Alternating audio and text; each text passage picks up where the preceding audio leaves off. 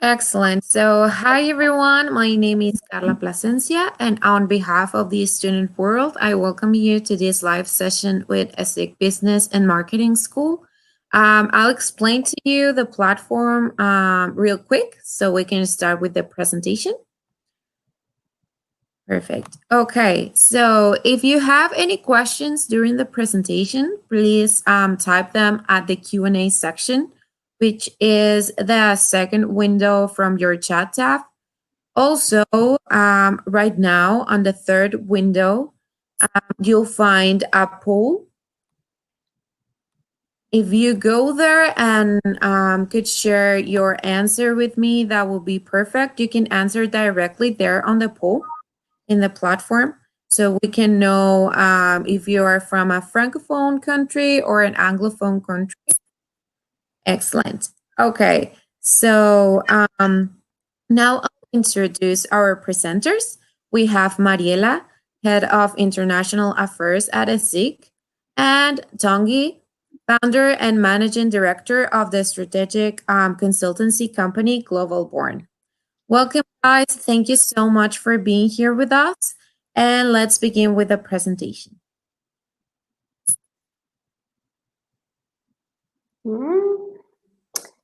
Okay, good afternoon, everyone. Thank you for being here today with us. Now, my name is Mariela Gomez. I am Head of International Affairs at ESIC, and I will be happy to spend a few minutes with you before we move on to the masterclass. Now, who are we at ESIC? Well, we are a business school and a private university, a nonprofit private institution, which was founded in 1965. We are leader and pioneers in marketing management and digital business innovation. We have 12 campuses distributed all throughout Spain, although our main international campuses are located in Madrid, Barcelona, and Valencia. What's our DNA? Well, our ESIC DNA is to boost the transformation of people who can successfully and responsibly develop themselves professionally. We want to inspire our students with values like diversity, critical thinking, professional ethics, and global mindset. Our mission is definitely to transform people through knowledge, enabling their competencies, and raising awareness of values throughout their professional careers. Thus, we constitute a learning community adapted to the demands of each moment, with a view of contribution towards the development of a more prosperous, responsible, and innovative global society. ESIC today. Well, we have more than 55-year history. We have more than 83 nationalities represented in our students and alumni. As I said before, we have 12 campuses distributed in Spain. We have one of the largest alumni networks with 62,000 students, 93% of employability rate upon the completion of our programs and degrees. And we are in the top of leading marketing schools. ESIC in the world, we have more than 120 agreements and collaborations with partner universities. We have more than 40 exchange programs. They're all distributed in 5 different continents. As I said before, our main international campuses are located in Madrid, Barcelona, and Valencia, and some of our partners are such as FIU, HEM, and ESAN in Peru. Now, let's get hands-on to our programs. We have ESIC University and ESIC Business School. So as per ESIC University, we offer degrees and specialized courses and advanced degrees. So there are 3 types, which you can see on the screen, okay?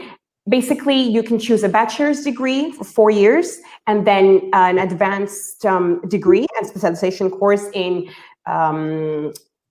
global marketing, innovation. We also have a degree and advanced diploma, which is 4 years, and a degree and advanced diploma in marketing management, which is also 4 years. Now, these ones that you can see, management, international business and marketing, 100% in English. The fee is between 10,000 euros a year, 10,000 and 11,000 euros a year, okay? As per the business school, We have our MBAs, which are the Global MBA and the International MBA. Now, the Global MBA is a triple degree, along with Shanghai University and Florida International University. And our International MBA is a double degree here at ESIC and the Shanghai University or Florida International University. This is a double degree, okay? The Global MBA is the triple degree. As per masters and, masters in English, we have the Master in Management, in Marketing Management. We have the Masters in International Trade and Business, the Masters in Digital Marketing. They're all accredited by AMBA and EPAS. And this year we're launching the Masters in Corporate Finance. All of these programs are delivered fully in English in all of our campuses. Now, we have been delivering our training in a highly competitive price, as you can see.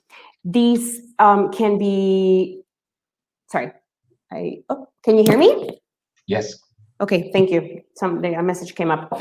Now, you can pay, you can do a full payment with a 7% discount or 10 different installments. As I said, all these programs are delivered in English.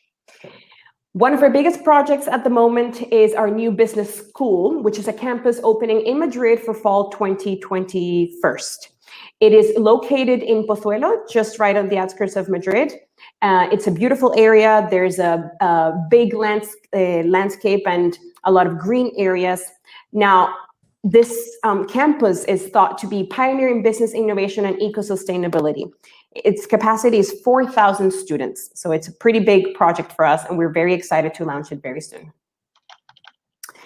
Now, in terms of the academic field, some of our key factors of the ESIC experience are definitely the international perspective of our programs, the close contact with the businesses that we offer within our training, the employability, high rates that we were talking about before.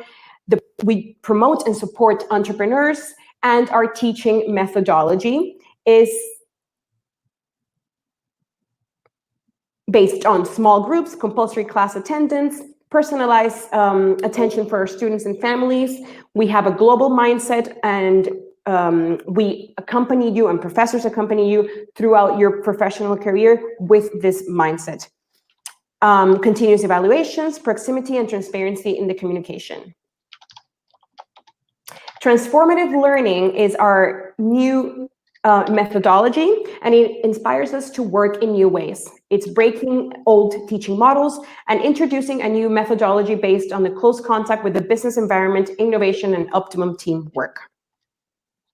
Now, ESIC is much more than just training, and these are some of our service units.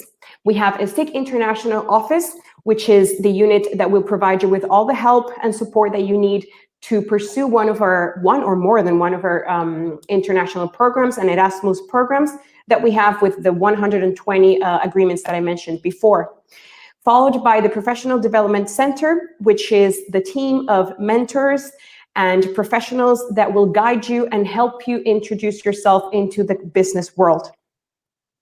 ESIC Idiomas is the unit that supports you in the gaining of new languages or perfectioning your new languages. We offer courses for non-Spanish speakers as well.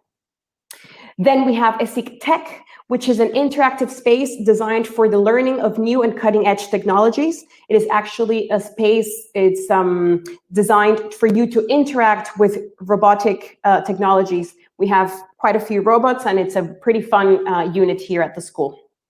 Last but definitely not least, we have MASESIC, which is our volunteering unit. Here you will find different events supporting social causes.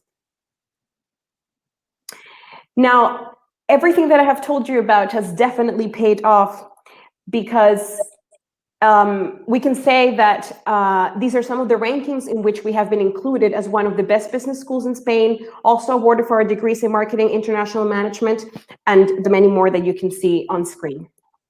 As per accreditations, we are referencing quality in education through the development agreements that I mentioned before. Just so you know, AMBA accredits approximately only 2% of the world's business schools, and we are accredited by AMBA, as well as some of our masters in EPAS with an EPAS accreditation. Studying and living in Spain. Now, why should you study and live in Spain, or why is Spain definitely a good option? Well, our three main international campuses, let me remind you of Madrid, Valencia, and Barcelona. They are secure, they offer stability, they offer diversity, they are accessible, their people are open-minded, they have architectural wealth, they have a great cultural offer. Obviously, the cost of living in a different country depends on your necessities or how flexible you're willing to be. But here you can see an average of more or less what the cost of living in Spain is about, okay? And that's it for me. Thank you very much for your time. I will pass the word on to Tanguy, which will tell you about his masterclass on Amazon on the eve of Thanksgiving. Oh, Black Friday, sorry. Thank you very much. Thank you so much, Mariela, for your wonderful presentation concerning ESIC. Well, what is great at this stage is we've got plenty of participants at this session. So thank you so much, Carla, for organizing this event. Thank you to all of you to be around. I can see participants from Nigeria, Cameroon, Algeria, Egypt, and it's really Senegal, just Tunisia, many hints. So I think it's really interesting to be with you today. Well, we've got a special day right now because I would say that 2020 has been a specific year, but we are just before the Black Friday. So this is the reason why, as a professor of SIC, and I thought it was a good idea just to review what we've been, what is Amazon, where are they, how are they moving, how do they manage to cope with this disruption, and let's go for it then. So just to present myself quickly. So I had the chance to go to many African countries more than 50 times in my life, and it's always a pleasure to be and to travel to your countries. And this is as well one of the messages that we want to share with you today. It's not only training people; it's creating bridges between the different cultures and insisting on the fact that due to the specific location of ESIC, we are a gateway between Africa, Europe, and Latin America. So making a short introduction from an academic point of view, I had the chance to go to Sorbonne University, Cambridge, Columbia University, University of Sao Paulo. So 6 countries in total. I'm an expert of the Jiangsu government in China, started working in color before creating my company. But here's the topics is it's to speak about Amazon. So what will be the topic of the day, and are we going to refer to it? So basically, we're going to refer to a concept that is pretty important, which is disruption. It has been seen a lot. We're going to see that it's one of the key success factors of Jeff Bezos' company. We're going to see how they apply this concept, how they focus. Most of the time, they adopt the same strategy, and we will see that you've got huge numbers behind it. I will share with you as well some videos because it's always impressive to look at it. And we're going to see that something are done in Africa as well. It's pretty interesting what happened. And because we all speak about the COVID, I was forced to a certain extent to refer to it as well. But I'm going to refer to it due to another issue, which is the fact that Amazon has decided to enter in the pharma sector as well. So if we go through it, we can say, hey, if you don't understand how to move forward, basically you can end up like Kodak and many others with a tombstone. And what we can see is that if we look at what the Pope disruption, Christensen, that unfortunately died recently, used to say, well, it's really difficult to keep up the leadership over time. If you look at it,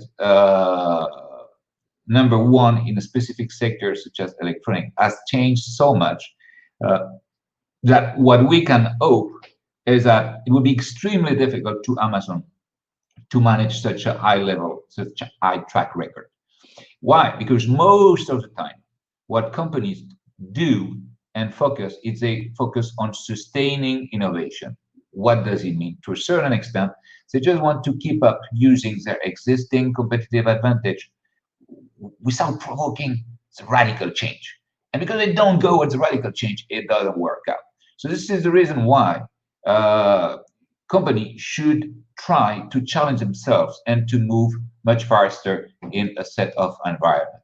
And we're going to see that if we look at some companies such as Microsoft, Google, Facebook, or Airbnb, most of the time, the extent to which a company manages to create a platform and to add a set of silos to its existing business. Basically, it's I wouldn't say it's impossible to lose the momentum, but it's much more difficult to let's say to get rid of the leadership of this company. And this is the reason why from the year 2000 this issue has changed. But if you go too far, you have some difficulties. So if we come back to one issue, I just would like to make a small question to you guys. How many products you think are sold out per year by Amazon? Do you want to bet? You want to make a bet here? It would be I'm not going to say, because otherwise Maria is going to be happy. Well, basically, the issue will be, hey, if you find out, you get a special scholarship. If you bet, no, I'm just joking. But they sold out 1 billion different products in Amazon, which is just amazing. Okay, so when we look at it, you say, hey, how was it happen? Well, first, it's important to say that it's a pretty recent company because it was created 26 years ago. Now, it was not the typical SME, small and medium enterprise, that was created with less than $5,000. No, here we're talking about a company in which, from the early beginning, $1.3 million were put. And basically, mainly from Bezos' parents. But basically, the point was, and if you look at Bezos' comment on this, it was, internet annual growth at this moment was 2,300%. So basically, even if you're irrelevant at this moment, you are sure to create something big. And this is the reason why it makes a lot of sense to see what were the main hits concerning Amazon. So what we can see is that it's called, and this is the aim of this company, to be the most customer-centric company. This is the reason why as well we chose to, we have decided to focus on Amazon, because ESIC is really good in marketing. So you can see in 5 years, they decided to create a one-click issue. Why? Because to a certain extent, if you are able to lower the go-to-market and the go-to-acquisition element, well, it goes, you just buy faster. It was patented. Now you don't have any more patent on this. In 2006, you can see creation of Amazon Web Services. 2007, Kindle was created for reader, just to come back to the essence of Amazon when Bezos tried to compete, and he did it successfully with Barnes and Nobles.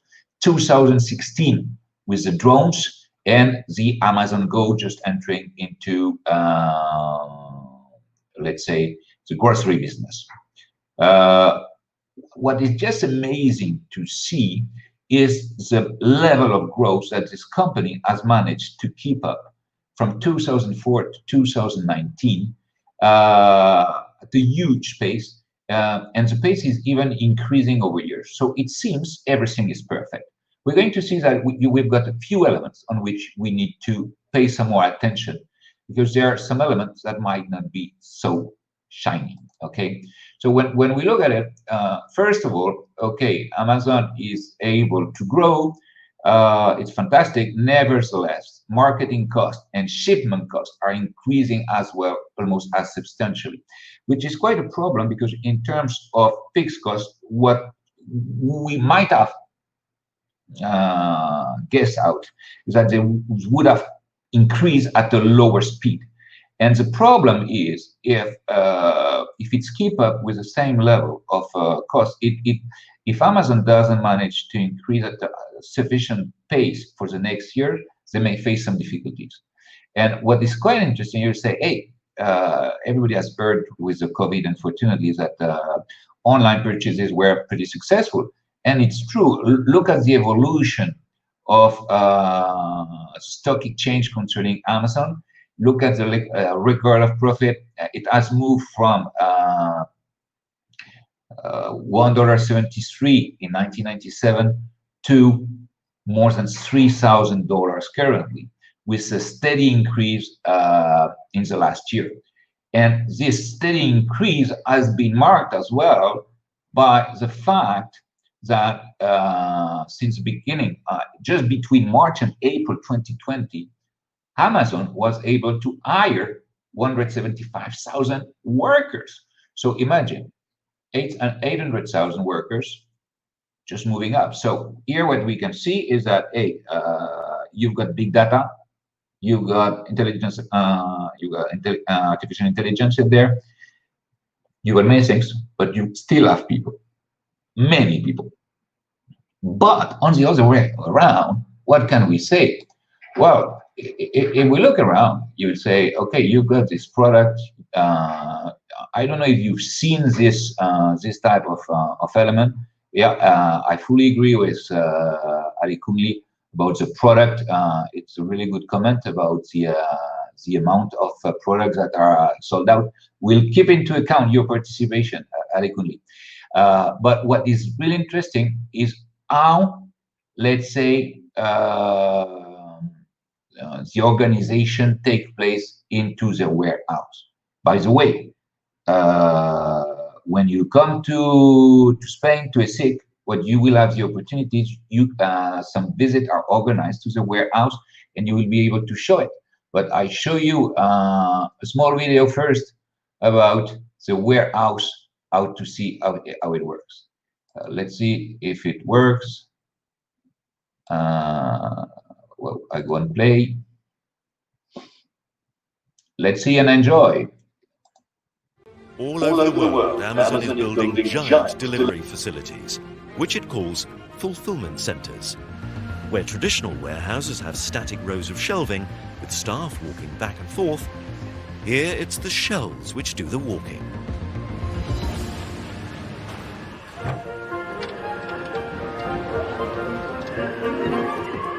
Or more precisely, the yellow shelf units hitch a ride on the orange robot-wheeled units, operating under remote control. At the front here we've got cameras, sensors. They're looking for any obstructions that might be on the floor.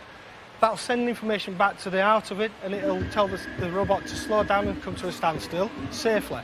We also have scanners underneath, which is recognising where it is on the FC floor to move it from one location to another location. Every item is placed by a picker on the shelves. It's been given a barcode, so a robot can find it later. But crucially, the shelves are stacked in a completely random way. This is deliberate. The same items are placed all around the factory, so robots or pickers are never far away from an item, making picking it quicker. These robots do a neat little bit of machine learning, which is to realise if they happen to have on board an item which is currently trending and is somehow proving popular, instead of returning back to the middle, they actually hang around outside expecting to be called upon again. There's a direct link from what's happening here to a customer sitting at home in front of their computer. It looks super efficient. But with hundreds of thousands of items passing back and forth, what happens if one goes missing?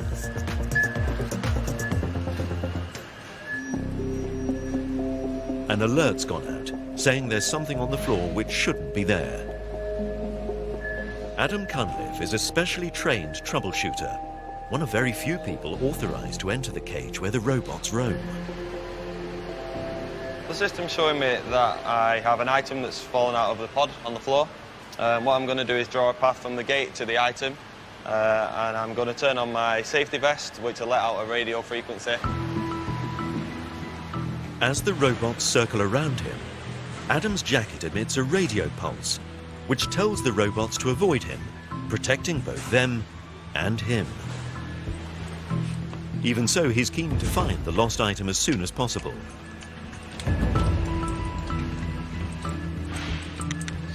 And there it is. Now he just needs to retrace his steps and exit the cage. So this is the item that has fallen on the floor. What I'm going to do now is I'll pop that into a box and then it'll go back into circulation.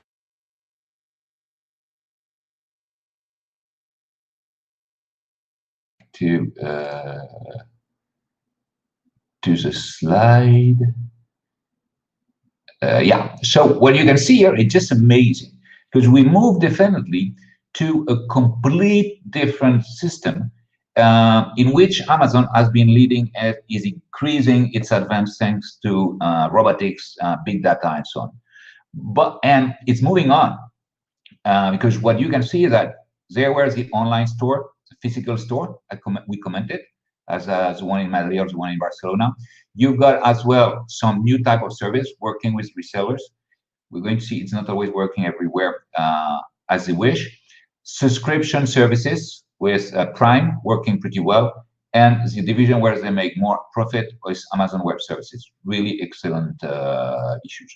Now, if we want just to see one of the major insights, it's still not generating high profit, but at the moment it was launched, Amazon Go, it generated lots of insight just to see how it works.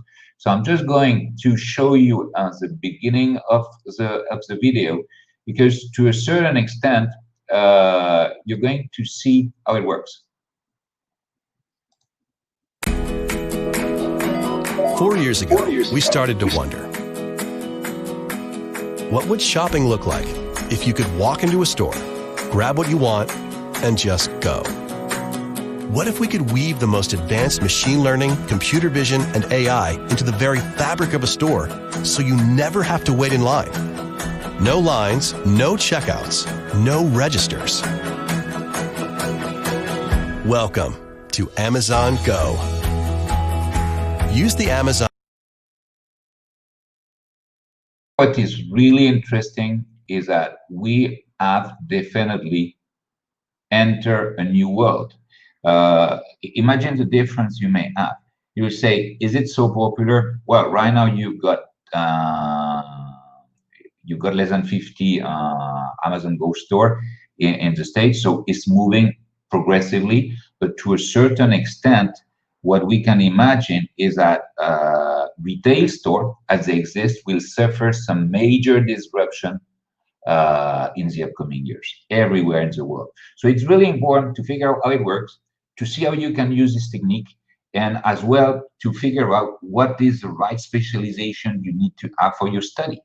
So at some moment, I can see that some of you come from, you are at the right moment to choose for your undergraduate study, so it's really important. If you haven't done a business degree at some point, for your postgraduate degree, it might be of interest as well. Now, if we look at it, yeah, okay, it's supposed to be the most customer-centric company in the world. You can see that they have some relationship with publisher, manufacturers, independent suppliers, with wholesalers, and they control all the time the relationship with the customer. Nevertheless, what we can see is that since 2013, to a certain extent, the level of satisfaction seems to have some difficulty to increase. So we're going to see that to a certain extent, this is one of the many elements where we can see that Amazon is at a turning point. You say, yeah, but I would like to be in this situation. Yes, it's true that when you look at the services that have been implemented, the ways through which it works, Amazon, the number of Amazon Prime users, it's definitely great. You can see that the dependence on US is getting lower. Revenues from Amazon Web Services are increasing. over and over. By the way, referring to it, you've got something that is really interesting, that the roles and African people took into the creation and the development of Amazon Web Services was extremely relevant, above all from South Africa. And this is one of the, let's say, the major insight concerning the development of Amazon and the contribution of African to the development of Amazon at the worldwide level.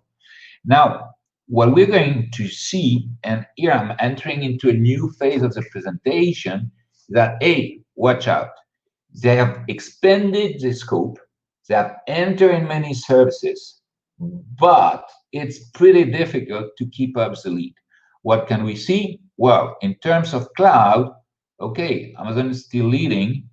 Nevertheless, Microsoft, Google Cloud, they are getting always closer to them. We're going to see that it happens in many sectors. Look, about smart speaker, they had the advantage with Alexa and later Echo. Now, well, you've got always more competitors. And what we're going to see in a recurrent way in the following slide is that Chinese competitors are getting always more relevant. Baidu, Alibaba, Xiaomi, JD. So, Carden that been acquired. So definitely there's a big issue there, and it's so important because what we're going to see is that Amazon has not been able to fix it in the Chinese market, and this is the reason why they left. They left the Chinese market. They've decided to focus on India, and you say, "Wow, how is it possible that Amazon doesn't manage it?" Well, to a certain extent, it just means that despite the huge resources that Amazon has, you need always to define on which market you're going to work. And well, obviously, I just wanted you to wait before showing you this data. Obviously, you say, let's try to compare Black Friday, Cyber Monday, and the 4/11 as 4/1, sorry, as they say in China. So maybe I guess tomorrow it's Black Friday, and next week it will be Cyber Monday. But you've got another day, which is another event that has been created by Alibaba and Tanguy Jacopin, its current chairman and CEO, and basically they were able to generate what they called a single day, and on November the 11th. And what you can see is that the ways through which they managed to create the event, to communicate on it, what is really amazing is that globally, the single day in China until 2018 was much more relevant as the sum of Cyber Monday, Black Friday, and Thanksgiving Day. And this is it. I mean, we are living a new period of time, and what we offer you at ESIC is to show you these changes in terms of opportunities. And you say, yeah, but it was last year. Yeah. So now what are the new data, the ultimate data available? Well, basically, you can see that it has moved from 30 to 38 billion. Black Friday has been increasing as well to 7 billion. And Cyber Monday has been increasing from 7 to 9. But globally, the difference between the Chinese market is increasing compared to the American market, which is just amazing. And as such, with the crisis, the economic crisis and the sanitary crisis, and affecting the American market, and in comparison, the growth of the Chinese market, we can be sure that in the next 2 to 5 years, the difference will be even higher. So here, we'll see that, watch out, we are living a period where definitely it will be really important to have some relevant adjustment in terms of business model. And then you will say, what can be done? Well, one of the possible way for Amazon to even increase its level of profitability will be to use drones. was invented in 2016. I just show you briefly a video. I think it's amazing when you look at it for the first time. For those who haven't seen it yet, it just to see how it works, and above all, what can happen in the next years.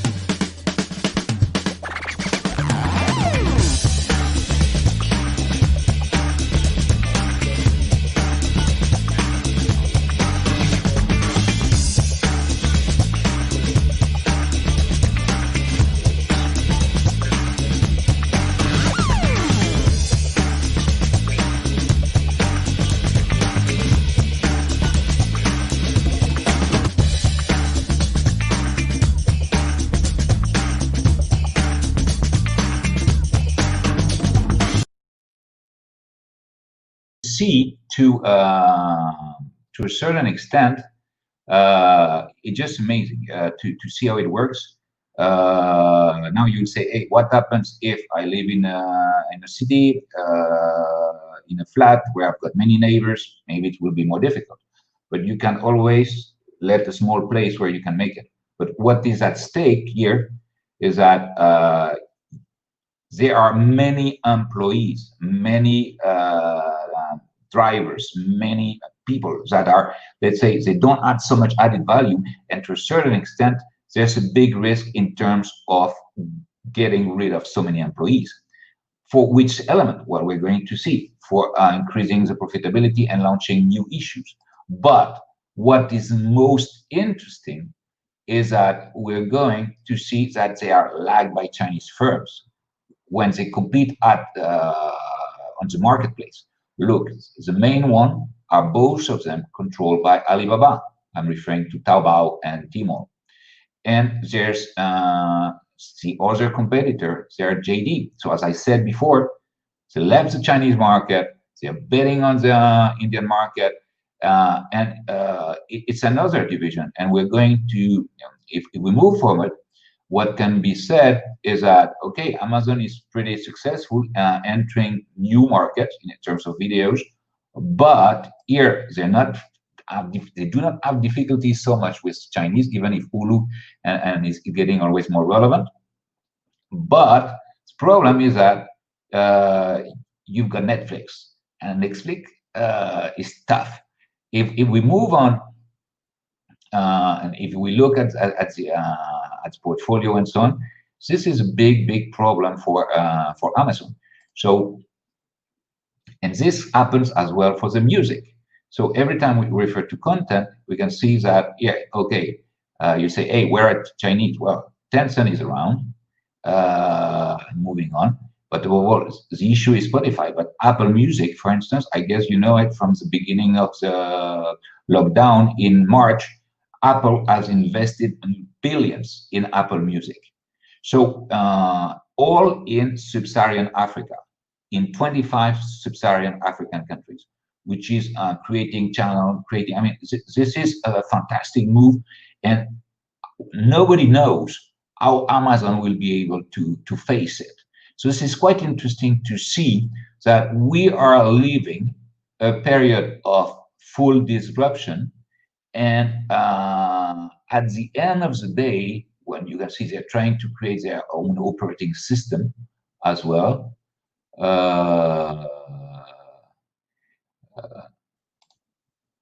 And what is what you can see is that it's going to be extremely difficult for Amazon to keep it up, because so what have they decided to say? Well, at some point you just need to remember who you are. And for me, this is one of the major insights that we have with Amazon. Amazon, what are they? Amazon, it's retail, it's platform. So what are they doing? You say, hey, where are they right now in the world? They are in only 11 countries. So they say, why don't they move on their current basis? So in that sense, this is the Amazon offices in South Africa, in Cape Town. They are expanding on Amazon Web Services because it works out. Now you say, hey, still not moving on e-commerce. Why? Well, there may be a reason. You may have heard that at last we've got an African unicorn with Jumia from Nigeria. So congratulations for all Nigerians to have managed to create this company. But to a certain extent, Jumia had some difficulties in fixing the bugs that they had through an amazing growth. You need to know that Jumia is called the Amazon retailer. And to a certain extent, you've got this difficulty to cope with expectation. But what is for sure is that you've got plenty of businesses that should take off in Africa. And I think this is what one of the reasons why as well we are at ESIC so interested in helping you to achieve your dreams. This is fundamental. We want you to achieve your dreams. And coming back to Amazon, what we can say, and which is something that of utmost importance, is that when you just look at, hey, until what extent does a market deserve to be disrupted by Jeff Bezos? Well, what they look around is they just say, okay, what's the value of this market now? And for instance, if you look at what is spent in the American market, you can see you've got $511 billion, according to Statista in 2020. So this is a huge amount of money. They managed to realize an acquisition in this sector. All the players now are just extremely scared. They freak out, literally. Why? Because to a certain extent, and this is Amazon webpage in US, it's just done, prescribed by your doctor, delivered by us.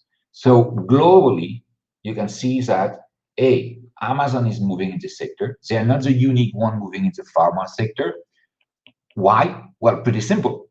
It is a sector that will have the higher level of growth and benefits in the next 5 years. So everybody's moving to pharma. And not only Amazon, Google, Sony, Tencent, Alibaba, they're all moving there. But what is the great advantage of Alibaba? They've got the infrastructure, they've got the cloud.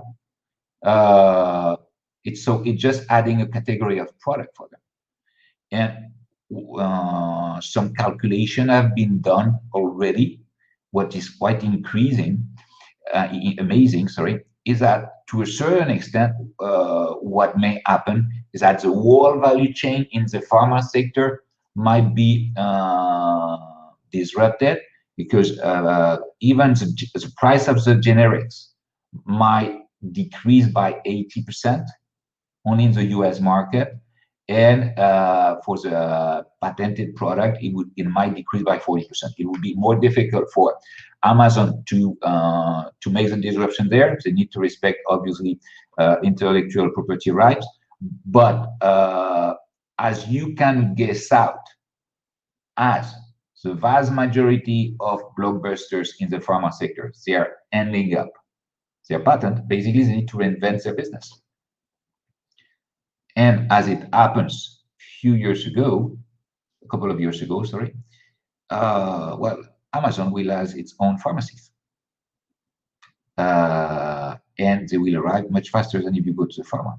So globally, what you have is that, and as a conclusion, just to let you speak, is that we've got a company that was able to grow at a huge pace, thanks to a customer-centric approach, But more than the customer-centric approach, it's because they were able to, let's say, focus on disruption, think about which markets they would focus on. And last but not least, I would say it's my most important advice to you, because this is something that may work out in all sectors. Focus on adjacent businesses. So it means you are in business, call it A. If you are able to create a business where you can have already synergies between this existing business A, that's just on B around, it will work out. And this is what they did it perfectly. They just say, hey, does it work out to work with the cloud? Yes, it does, because they had already all the infrastructure and it created a business. Does it make sense to offer some services like apart from the book, from all cultural offer, such as music and videos? Yes, it does. Amazon is in the cultural issues. Does it make sense to enter in pharma? Well, yes, from retail, but let's see what are they going to answer? Okay, so what we can see is that the arrival of Amazon is just amazing. It makes sense, but watch out.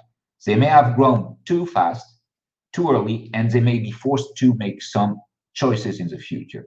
So development of Chinese companies, such as what we call the batch, Baidu, Alibaba, Xiaomi, and Tencent, may change completely the fate of the world.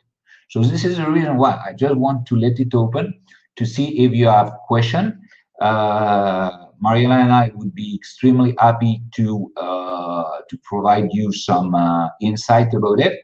And I just wanted to thank you for your presence.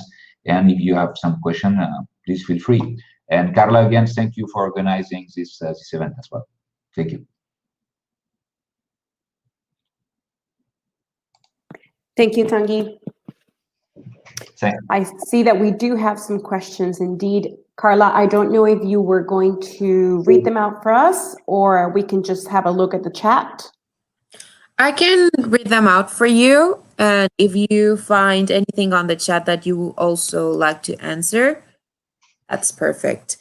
Okay, thank you. Sure. The first one is, are Amazon services customer-centric? And how did they figure that this approach is the future? I think it's definitely an approach that has got a lot of appeal with all the audiences worldwide. When you say you're customer-centric, it's definitely a fantastic message you give to your audience. Now, when we look at it from an internal perspective, what makes Bezos move is just about, hey, what's the growth? What is the current value of the market? And as I said at the end, is it from an adjacent business in which I am already? From this moment, he moved forward. So for me, Amazon is much more interested in generating disruption than in terms of focusing on being the customer-centric. And the best example in it is that since 2013, as we saw in one of the slides, the level of customer satisfaction has not increased. On the opposite. It has been stagnating, not to say decreasing. So this is a singular indicator that proves this point. Excellent. Thank you very much. I think this next one is for Mariela. It is, do you offer any scholarships? And if yes, how can I apply to them?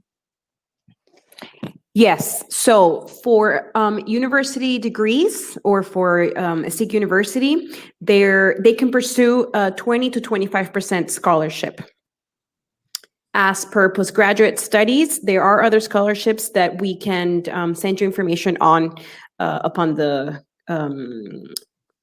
completion of this session. Excellent. Thank you very much. Also, does ESIC offer summer programs or courses? Yes, we do. We have some in management and marketing. They are delivered fully in English or Spanish. And the intake is in July 2021. They are delivered here in Madrid. And how is the process to enter to ESIC? Okay, it's going to depend on whether they're interested in ESIC University, so university degrees, or if it's a postgraduate study.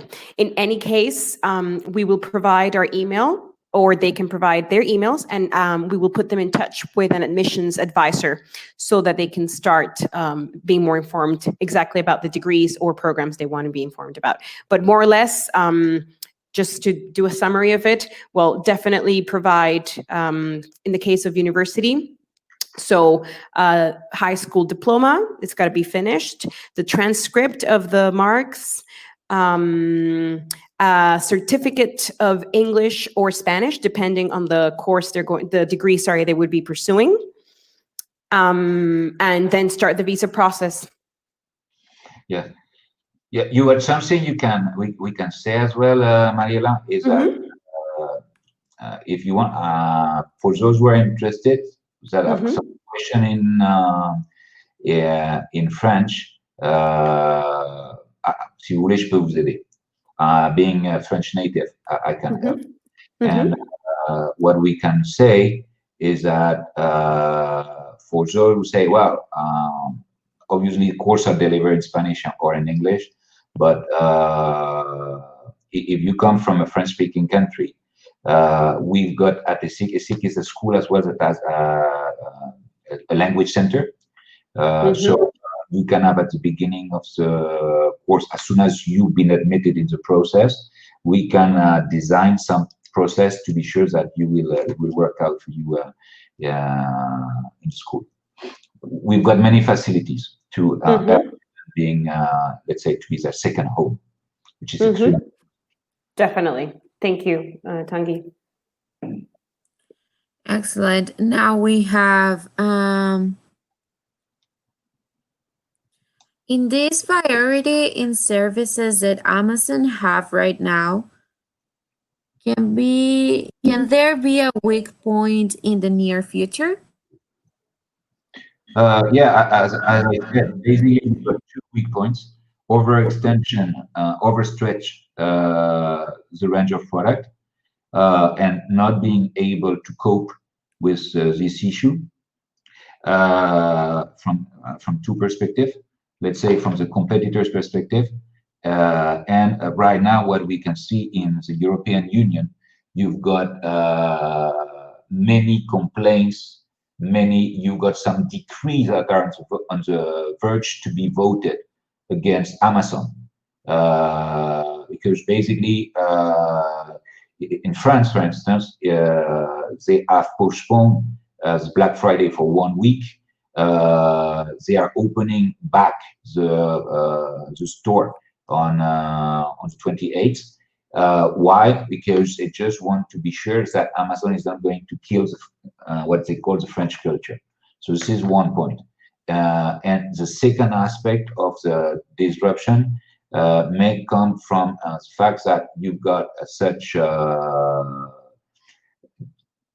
high level of competition, above all coming from, on one end, from Chinese competitors, and from other American companies that may generate some huge difficulties from Amazon. It's not sure that they can cope with all these issues at the same point.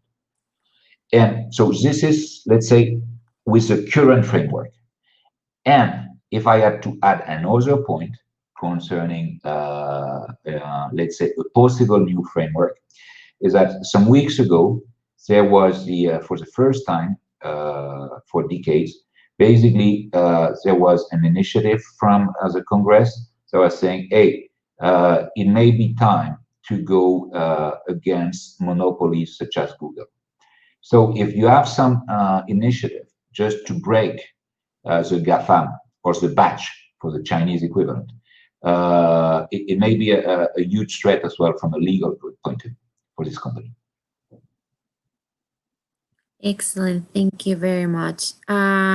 Another question here is, what are the ways in which Amazon can generate customer satisfaction, and how can they be kept up? Basically, to a certain extent, I'm going to give you a simple example. I'm in Madrid.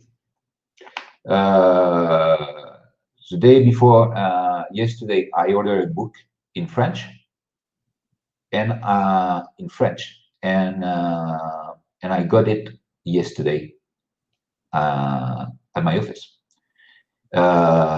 It's just like if I were living in France. I remember, to give you another example, I was in India.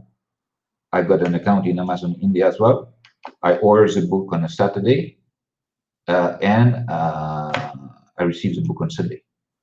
I was in India, but my wife received the book I ordered on Sunday. So it goes extremely fast. So basically, it's just going and fulfilling expectation. This is point one.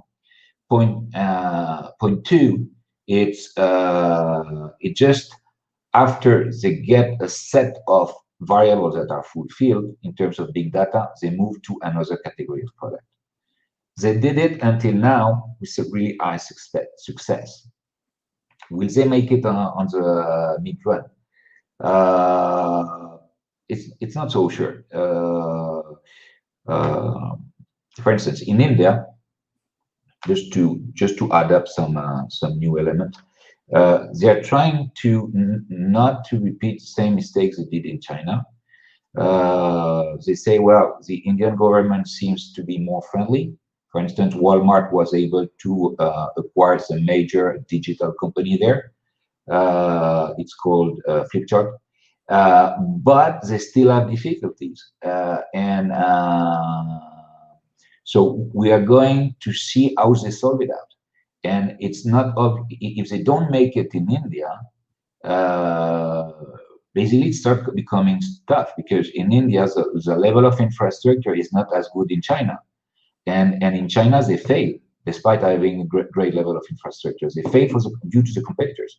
So in India, they have problems in terms of infrastructure. So how will they solve it out? It's far from being obvious.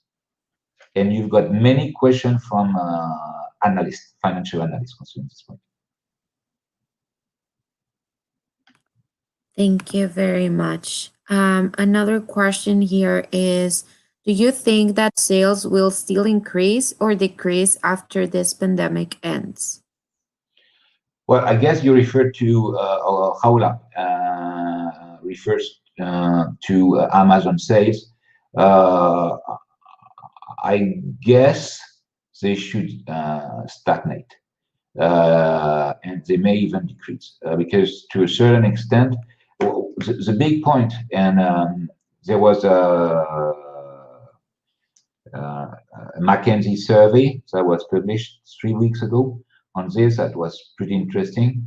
It was about India as well. It was just saying, hey, what in terms of habit, what's going to happen? And here it seems that to a certain extent that we've got new habits and they're going to stay. So in that sense, sales should, if we follow this issue, they should stagnate, which is already amazing. But on the other way around, I start reading some books on past pandemics, and I'm just going to refer to what happened in the 14th centuries. And what is quite interesting at this time, well, basically, it's just amazing to see what happened. Between 1347 and 1352, 1/3, I insist, 1/3 of European population died, and 50% of those were living in cities. So this is something that is much tougher than what we are living right now. Unfortunately, we're in a better situation, by the way. But what happened is that what is just amazing is that people didn't stop making business. People still kept up traveling. People stepped up doing things as before, after the crisis, after the plague. So there were no major takeaways that were taken from the crisis. And I've been reading a lot on this because I think it's fascinating. So to a certain extent, Laura, your question is definitely great because it seems that big data, AI, Internet of Things are going to blossom in the upcoming years.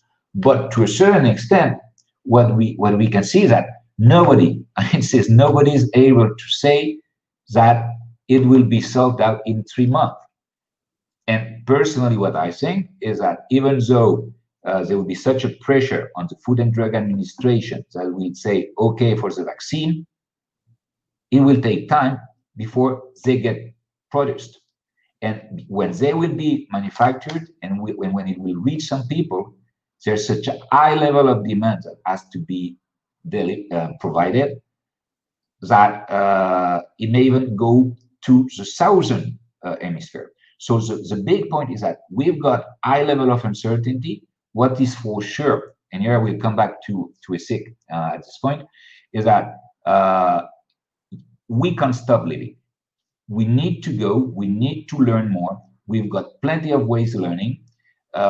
It's just amazing, the tons of information, and you need to figure out what is the best way for you to create a bright future. And we hope that through this presentation, we can give you some insight about it. I saw that one of the person asked if it was possible to have a certificate about this presentation. For me, I would be more than happy to do it. You just have to send us your email and to one of us, to either to Mariela or to myself, and I guess we could do that. But what is important is that consider that your future is at stake. So the best way to improve your future is to embrace an academic degree.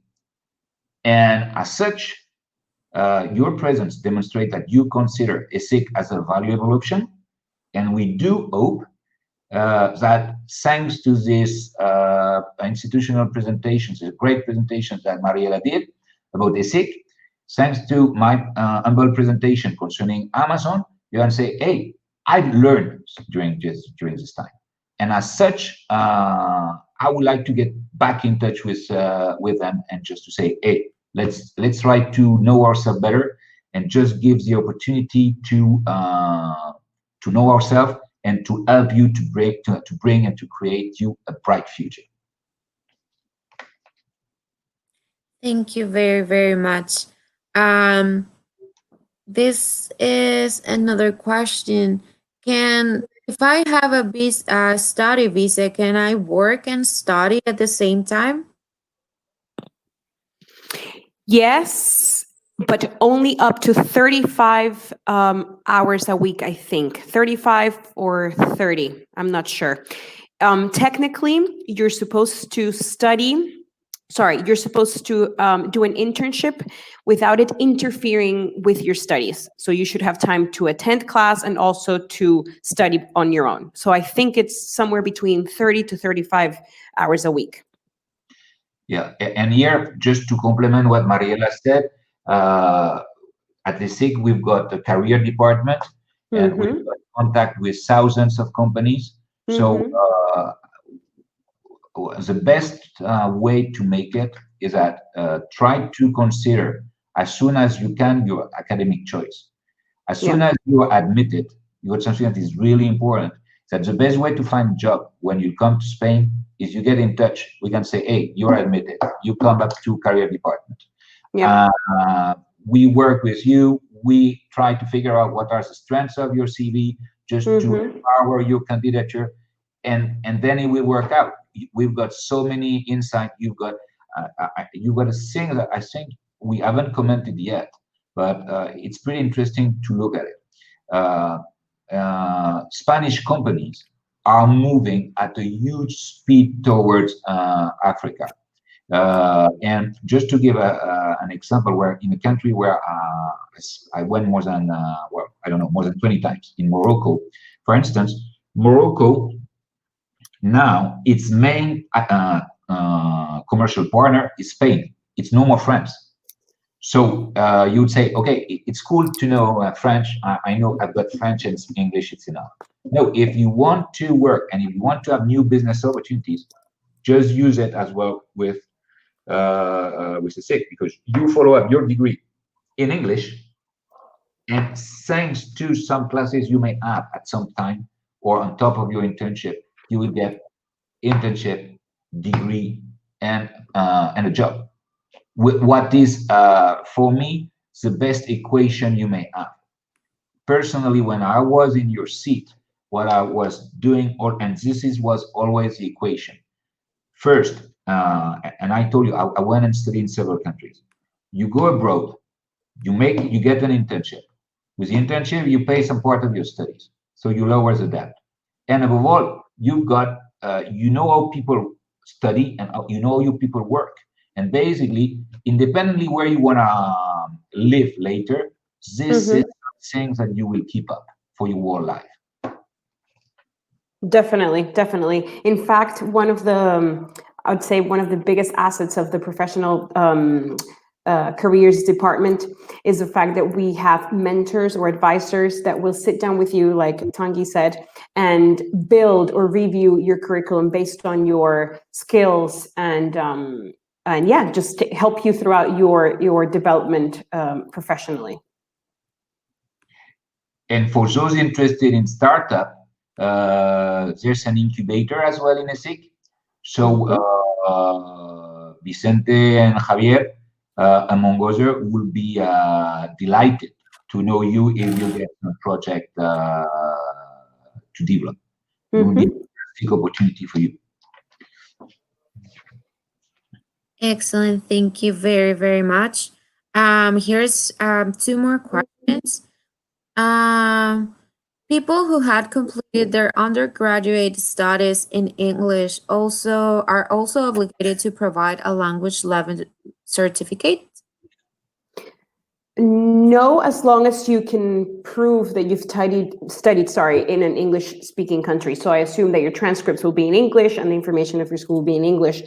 Perhaps you would have to take a test, a quick test here at ESIC, maybe not provide a proper certificate. I would have to get back to you, sorry, with this information 100% confirmed. But in any case, here at ESIC Languages, we also have like a level test that would also work as part of your admission process. Yeah, I can already confirm it. Okay. Thank you, Tanguy. I can already confirm it. And there was just a student that got registered. She did her study in English, and there was no problem. Because the transcript, as Mariela said, when the transcript is in English, no problem. It's really. And the last question I have here is there any online master degrees or in marketing leading, or everything is like in-person classes? So the new technology, the transformative learning methodology that we spoke about earlier in the presentation, provides the possibility of studying remotely. However, in a combined or hybrid basis, okay? So this means that all of our programs right now are being delivered on a hybrid methodology, okay? Now, fully online, we have only one program so far, which is the Masters in Digital Marketing. It's delivered online, but it's in Spanish. We do not have it in English yet. But what we can say, I think, just to, because for me, it's a fantastic question that you ask, because one of the great advantage of hybrid teaching is that, okay, you'd say it was not so much developed until recently, because there was this without the else consideration.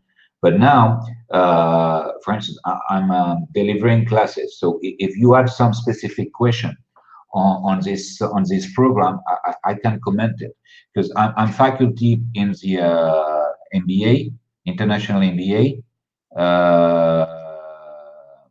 master in marketing management, and master in international trade business. So if you had some question on this, we can comment it. And what happened is, as Mariela said, that to a certain extent, I was with students from the world, I would say. So some prefer, I guess it's better for you to come around, but if you can't, or if you prefer to stay, I guess that it's fantastic for you as well to enjoy it like that. Or you can come for a lesser period of time, and it gives you as well more, let's say, more time to get your visa, because to a certain extent, from time to time, it may be a difficult issue for the visa, so you can negotiate with, and so on and so on. So we, for instance, last year, we had some students here, and it was difficult for them to get the visa, but until now, all African students that we've been working on with did manage to obtain their visa.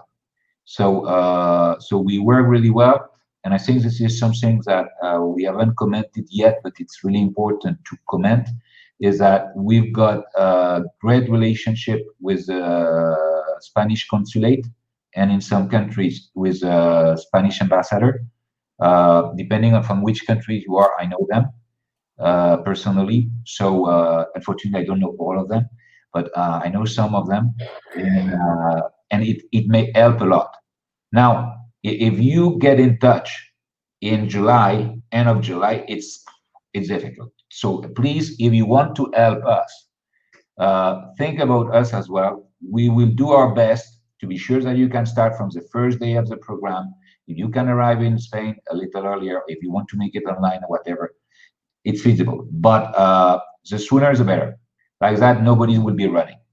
And we'll be sure that we will be able to present at best your candidature, which is really important.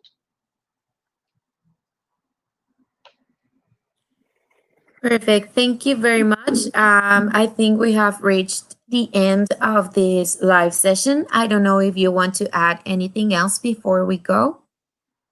Definitely. Thank you again, Carla, for your help, and everyone attending and sharing this time with us. And we do hope to have you be a part of the ESIC family soon. Thank you. Just to add a comment, so really happy to be with you guys. Thank you as well, Carla, just Loret. Thank you, Mariela, as well, to be as a team together.